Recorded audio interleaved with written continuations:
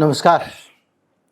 मैंने आपको बताया था पूरी दुनिया में भोजन की किल्लत खड़ी की जा रही है, क्योंकि भोजन ऐसी चीज़ है, पानी ऐसी चीज़ है, जब इस पे आती है तो आदमी कुछ नहीं कर सकता, एक तगड़ा वाला गुलाम बनता है।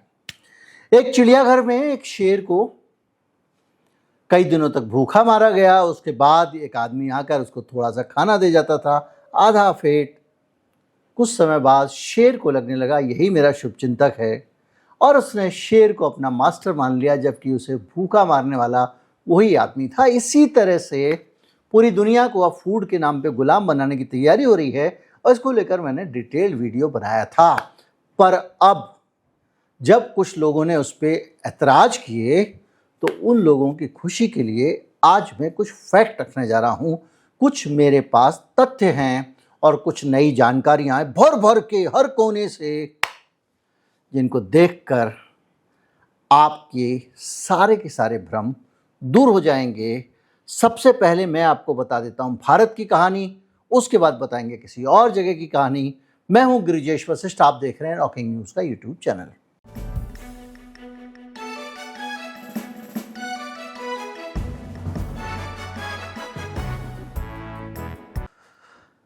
याद होगा कुछ समय पहले मैंने एक वीडियो बनाया था, ये वीडियो फूड वाला तो अभी बनाया था, लेकिन महंगाई की कहानी भी मैंने इसमें शामिल कर ली है। और महंगाई किस तरह बढ़ रही है इसको जानने के लिए आपको याद कीजिए, मैंने एक वीडियो बनाया था अभी महीना डेढ़ महीना पहले, कि किस तरह से भारत में लगातार महंगाई बढ़ रही है। और जो एफएमसीजी कंपनियां हैं, ये उनके पास जो पहले से स्टॉक रखा हुआ है, उस स्टॉक को धीरे धीरे करके सप्लाई कर रही हैं। थोड़ा सा घाटा भी अपने सिर पे ले रही हैं, कहीं पे वो पैकेट छोटा कर दे रही हैं, कहीं पे कुछ कर दे रही हैं, लेकिन कोशिश कर रहे हैं महंगाई का असर जनता पर ना पड़े। तो आप कहेंगे कि इन कंपनियों को क्या पड़ी है कि असर ना पड़े? कंपनियों को ये पड़ी है कि अगर उन्होंने दाम बढ़ा दिया तो भारत एक बहुत गरीब देश है। अगर उन्होंने 1 रुपया भी दाम बढ़ाया तो एक बड़ा हिस्सा ग्राहकों का इन कंपनियों के हाथ से निकल जाता है, जिसको उनका कंपटीशन लपक सकता है। इसलिए ये कंपनियां एक लंबे समय से, करीब 1 साल से महंगाई की मार को अपने ऊपर लेती जा रही हैं। आप आंकड़े देख रहे होंगे, थोक महंगाई का दाम कुछ और है, पर रिटेल महंगाई का दाम उतना ज़्यादा नहीं बढ़ा है। ऐसी हालत में अब इन कंपनियों ने हाथ खड़े कर दिए हैं, और जो ताज़ा खबरें आई हैं वो आपको साफ साफ बताने वाली हैं कि जो महंगाई बहुत ज़बरदस्त बढ़ रही थी और कंपनियां रोक रही थी, अब उन्होंने जब हाथ खड़े कर दिए तो उसकी मार हमारे सर पे आने लग गई है। परसों मैंने जो आंकड़े दिए थे, मैं फूड क्राइसिस पे दुनिया के जाऊंगा, किस तरह से दुनिया को संकट में डाला जा रहा है उस पे जाऊंगा, एथेनॉल के पीछे की कहानी पे जाऊंगा। लेकिन पहले जान लीजिए क्या हुआ है। एक रिपोर्ट आई है भारत के सबसे बड़े फाइनेंशियल अखबार इकोनॉमिक टाइम्स ने, उसके हिसाब से ब्रिटानिया ने दूसरे क्वार्टर में करीब 2% प्राइस एक्शन लिया है, और 5 से 10 रुपए के बिस्कुट पे भी श्रिंकफ्लेशन कर दिया है। अब श्रिंकफ्लेशन मैं कई बार समझा चुका हूँ, लेकिन मैं ये देखता हूँ कि हमारे बहुत सारे दर्शक नए भी हैं। तो श्रिंकफ्लेशन होता है किसी भी चीज़ का दाम ना बढ़ाना, पर मात्रा घटा देना। जैसे पार्ले जी के 4 की जगह 3 बिस्कुट निकलेंगे, लेकिन दाम नहीं बढ़ाया जाएगा। तो ये ब्रिटानिया जो है, ये मात्रा कम करके पैसे वसूलने की तैयारी कर रहा है। गोदरेज कंज्यूमर ने भी दूसरी तिमाही में 5% प्राइस बढ़ाया है, और आगे भी बढ़ोतरी करनी पड़ेगी, क्योंकि इनके सामान के दाम बढ़ते जा रहे हैं। पीछे से जो सामान आ रहा है वो महंगा आ रहा है। डाबर ने प्राइस और वैल्यू ग्रोथ से आ रही है, उसकी ज़्यादातर जो ग्रोथ आ रही है इन्फ्लेशन के कारण, वो वॉल्यूम से ज़्यादा अब प्राइस और वैल्यू ग्रोथ से आ रही है। यानी मात्रा में चीज़ें ज़्यादा नहीं बिक रही हैं, पैसे में ज़्यादा बिक रही हैं। मतलब महंगा हो गई चीज़ 10 की 15 वाली, तो अब 15 आप अगर हिसाब लगाओगे बिक्री का, तो आपने 10 पीस बेचे वाले दिन भर में 15 रुपए के, तो 150 रुपए की बिक्री हो गई। पर खरीदने वाले जो हैं वो पहले 15 थे, अब वो 10 हो गए हैं। यानी महंगा होने के कारण बहुत सारे लोग उसको खरीद ही नहीं पा रहे हैं। और कंपनी ने साफ कहा है कि इस बार वॉल्यूम दबाव में रहने वाले हैं, यानी ज़्यादा मात्रा में सामान नहीं बिकेगा क्योंकि दाम बढ़ गया है। फिर भी बिक्री पैसे के मामले में बनी रहेगी। हिंदुस्तान यूनिलीवर लिमिटेड और उसका कहना है कि अप्रैल जून में उसकी 2 से 5% की महंगाई बढ़ाने की तैयारी है और प्राइस एक्शन की वो तैयारी कर रही है। टाटा कंज्यूमर कह रहा है कि उसकी इनपुट कॉस्ट के आधार पर आगे भी प्राइस इंक्रीज होगा। नेस्ले इंडिया कह रहा है कि बहुत सारी दिक्कतें हैं और शॉर्ट टर्म जो कंजम्पशन है उसमें मॉडर्नाइजेशन करेंगे। कुल मिला के वो भी दाम बढ़ाने की तैयारी कर रहे हैं। यानी अब सारी जो इन्फ्लेशन का असर था, जो इन कंपनियों के मुनाफे पे पड़ रहा था, अब इन्होंने उस मुनाफे का पूरा इम्पैक्ट ले लिया है। यानी मोदी जी की महंगाई की अब की बार महंगाई की मार जो थी वो हो गई सारी की सारी कंपनियों के ऊपर। अब कंपनियां बीच से हट गई हैं तो सीधे सीधे जनता के ऊपर कहानी आ रही है। यानी एफएमसीजी सेक्टर में पूरी कहानी खड़ी हो गई है। अब आगे आते हैं। इस महंगाई के अलावा इसमें भी बहुत सारे फैक्टर इंटरनेशनल महंगाई के हैं जो आगे हम बढ़ेंगे तो आपके सामने आएंगे, वो फैक्टर जो पैदा किए गए हैं। अब आ जाइए भारत पे। भारत में एथनॉल को लेकर पता नहीं किस कूड़ मगज का आइडिया था जिसको गडकरी जी ने आगे बढ़ा बढ़ा के उनको लगा सब मेरी तारीफ करेंगे तो उन्होंने ले लिया और धीरे से जिसको लगाना था वो लगा के चला गया। अब नतीजा ये हुआ है कि देश में फूड की किल्लत शुरू हो गई है। यानी एथनॉल के कारण चीनी के दाम बढ़ने लगे हैं। एक महीने में चीनी का दाम 10% बढ़ा है, ये रिकॉर्ड हाई है। इसके पीछे सीधे सीधे एथनॉल का एक कारण तो है ही और दूसरे बहुत सारे शुगर प्रोडक्शन घट गया अगले सीजन के लिए, सप्लाई टाइट से वगैरह वगैरह, ये सब फैंसी भाषा है लेकिन सीधी सी बात है कि सारा शुगर एथनॉल उत्पादन की तरफ मुड़ सकता है और मुड़ रहा है। इसी तरह से गन्ने का रस भी जो है वो भी एथनॉल की तरफ जा रहा है। और याद कीजिए जब कांग्रेस ये लेके आएगी, अभी आई थी जब मणिशंकर अय्यर का एक बयान वायरल हुआ था तो उसमें वो ये कह रहा था कि हम तो जो वेस्टेज है इंडस्ट्री की एथनॉल में, जैसे कि मान लीजिए शीरा होता है, मोलेसिस होता है, जब आपने चीनी वीनी निकाल दी जो माल बचा है उससे या तो दारू बनती है तो उन्होंने कहा दारू बनाने की जगह उसी अल्कोहल से मेथनॉल में मिलाएंगे। पर यह नहीं था कि आपकी गन्ने की कटौती कर दो, चीनी की कटौती कर दो, एफसीआई से उठा के चावल दे दो। ये अब हुआ है और ये अब इसलिए हुआ है क्योंकि दुनिया में फूड क्राइसिस लाना है, दुनिया में फूड कम करना है और ये इंटरनेशनल एजेंडा है इसीलिए। और ये कहते हैं कि हम विदेशी मुद्रा बचाएंगे। मैंने आपको बताया था कि अल्कोहल का भी इंपोर्ट ज़बरदस्त हो रहा है, तब से केजरीवाल लगातार रिपीट किए जा रहे हैं इस बात को। और कुल मिला के इस साल करीब 30 लाख टन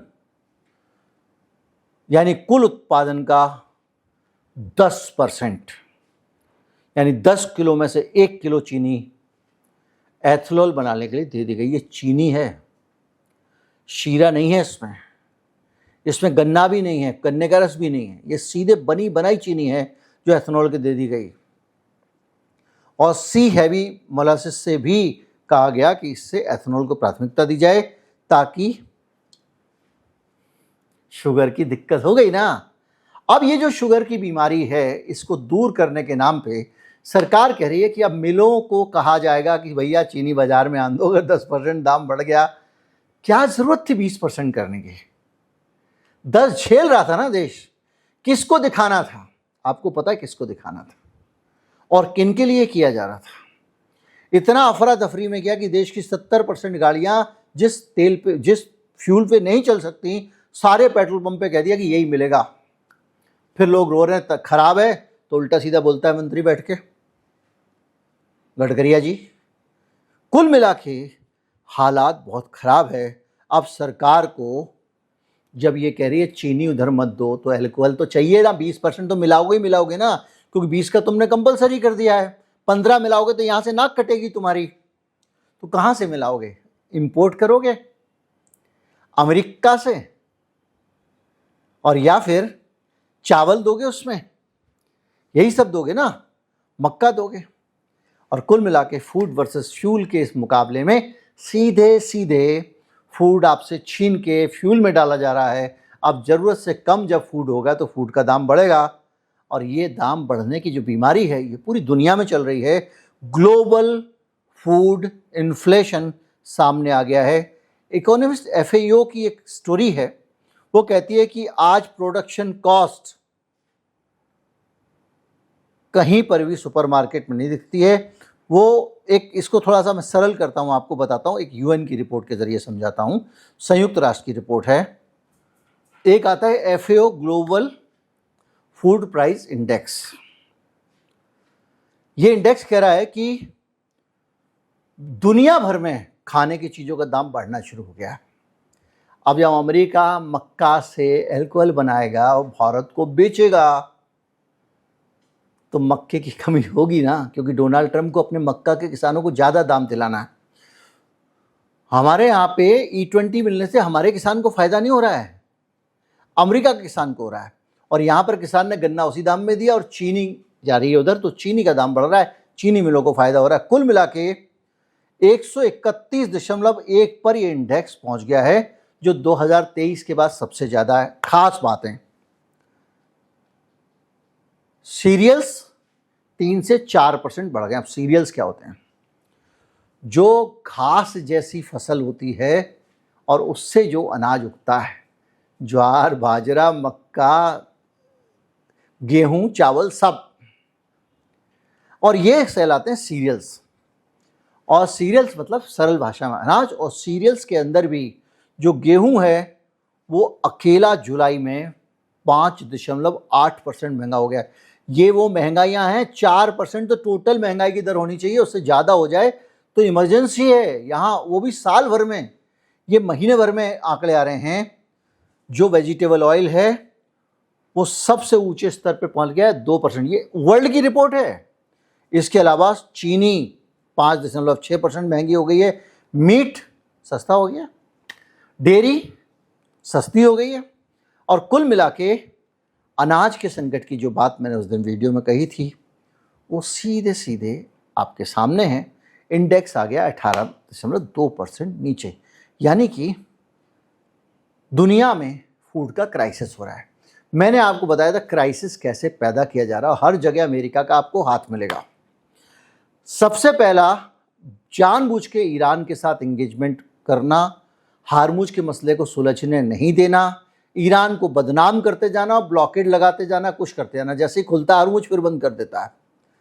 हार्मुज बंद करने से पूरी दुनिया में जो नाइट्रोजन की सप्लाई है, खाद की सप्लाई है, उस पर असर पड़ा है और पूरी दुनिया की खेती पे उसका दुष्परिणाम सामने आ रहा है। जब खाद नहीं मिलेगा तो अनाज कैसे अच्छे होंगे? मैंने उस वक्त आपको बताया था कि सब तेल की तरफ देख रहे हैं, ये खतरा बड़ा होने वाला है। और इसके साथ साथ एक चीज़ और भी हो गई है। अब वहाँ से जो मैंने आपको एक और चीज़ बताई थी, काला सागर, ब्लैक सी में, जहाँ से यूक्रेन का अनाज आता है, और वहीं पर एक और सागर है जहाँ से रूस का अनाज आता है। इन दोनों के झगड़े शुरू कैसे हुए? रूस ने पहले इनको अनुमति दे दी थी यूक्रेन को कि ले जाओ अनाज, समझौता हो गया था, टर्की बीच में था। डोनाल्ड ट्रंप ने चाबी भरी, यूरोप ने चाबी भरी, और उसने क्या किया, इसके अनाज के रूट पे हमले करने शुरू कर दिए जेलेंस्की ने। जेलेंस्की का तो आपको पता है कि कहाँ से चलता है वो, उस कठपुतली के तार कहाँ जुड़े। नतीजा ये हुआ कि रूस ने फिर काला सागर से अनाज की सप्लाई बंद कर दी। अब नतीजा ये हुआ कि ये दोनों जो है दुनिया के सबसे बड़े गेहूं के सप्लायर हैं। इनका माल मार्केट में आना बंद। सूरजमुखी और सूरजमुखी का तेल भी सबसे ज़्यादा यहीं से आता है, वो भी बंद। यानी झेलो महंगाई। कुल मिला के पूरी दुनिया की कीमतों को धकेला जा रहा है। जितना महंगा होगा अनाज, उतना ज़्यादा इन लोगों से गुलामी करवाई जाएगी, पैसा बनाया जाएगा। मैंने आपको बताया था 5 कंपनियां दुनिया की जो माल कूटेंगी इस पूरी व्यवस्था से, आपको याद होगा। तो कुल मिला के क्रूड ऑयल भी महंगा हो गया। उसके कारण पाम सोयाबीन ऑयल का इस्तेमाल फूड के रूप में किया जाने लगा। वहाँ पे हार्मुज में क्राइसिस पैदा करो। पता चला इंडोनेशिया, मलेशिया क्या कर रहे हैं, भैया हम तो डीजल में मिलाएंगे इसको, बायोडीजल। पाम ऑयल जो है अब नमकीन बनने के लिए नहीं मिल रहा है, तो हमारे लोग भटक रहे हैं, ब्राज़ील जा रहे हैं कुछ खरीदने, कहीं कहीं जा रहे हैं, लेकिन कहीं नहीं मिल रहा, सब जगह क्राइसिस है, इसलिए महंगा हो गया।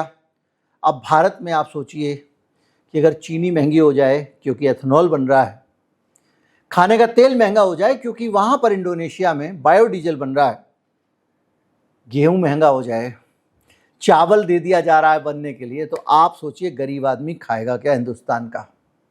और ये पूरी व्यवस्था आपके सामने एकदम कांच की तरह साफ रखी हुई है कि किस तरह से पूरी दुनिया में ग्लोबल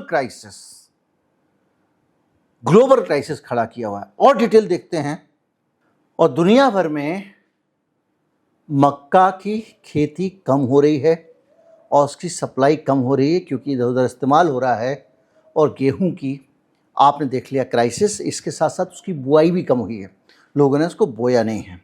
ऑस्ट्रेलिया में सबसे चिंताजनक बात, वहाँ पर भी कुछ ऐसा खेल खेला गया कि गेहूं की पैदावार 21% कम होने वाली है। 5 किलो में से 1 किलो गेहूं गायब रहेगा और वो दुनिया में गेहूं को भेजने वाला सबसे बड़ा एक्सपोर्टर है। आप सोचिए, यूक्रेन वाला किस्सा मैंने आपको बता ही दिया है। अब सारी चीज़ों को आप देखें तो एक पूरी तस्वीर बनती है और वो तस्वीर ये है कि इस बार जो मानसून हुआ है उसने इनकी सारी की सारी साजिशों में और कंट्रीब्यूट किया है। जो गर्मी बढ़ी है उसने भी कंट्रीब्यूट किया है और जहाँ कंट्रीब्यूट नहीं किया है वहाँ बहाने हैं। तो एक पूरी तस्वीर ये है कि दुनिया अब ऐसी महंगाई की तरफ बढ़ रही है जिसको आप अवॉइड नहीं कर सकते। भाई अगर कपड़ा महंगा हो गया आप कम पहन लोगे, रोटी का कैसे एडजस्टमेंट करोगे, चावल का कैसे करोगे। और यही सबसे बड़ी दुनिया की विपदा है, परेशानी है, कष्ट है। और ये कष्ट, ये परेशानी मानव निर्मित है, अमेरिका जैसे बड़े और पश्चिमी देशों द्वारा निर्मित है जिन्होंने पूरी दुनिया में ये क्राइसिस जगह जगह खड़े किए हैं। चाहे वो क्राइसिस इंडोनेशिया मलेशिया का हो, चाहे वो दुनिया भर में एथनॉल को थोपे जाने का हो, चाहे बायोडीजल को थोपे जाने का हो। और उसके पीछे भी यही सारे क्राइसिस हैं, ये बहाने हैं जो सरकारों को दिए जा रहे हैं। आप सोचो, हमको ये बहाना दिया गया कि बाहर से आप तेल कम खरीदो क्योंकि साहब विदेशी मुद्रा जाती है, और एल्कोहल खरीद लिया गया। इसको क्या कहोगे आप। और पूरी दुनिया में इस तरह के बहानों के साथ में फूड इन्फ्लेशन, भोजन की महंगाई का जबरदस्त जुगाड़ कर दिया गया है। जाहिर बात है गरीब लोग, गरीब अर्थव्यवस्थाएं इसको झेल नहीं पाएंगी। गोरे अंग्रेज काले अंग्रेजों के हाथ में शासन दे गए हैं। मज़े में पहले भी अंग्रेज थे, अब भी अंग्रेज हैं। नमस्कार, जय हिंद।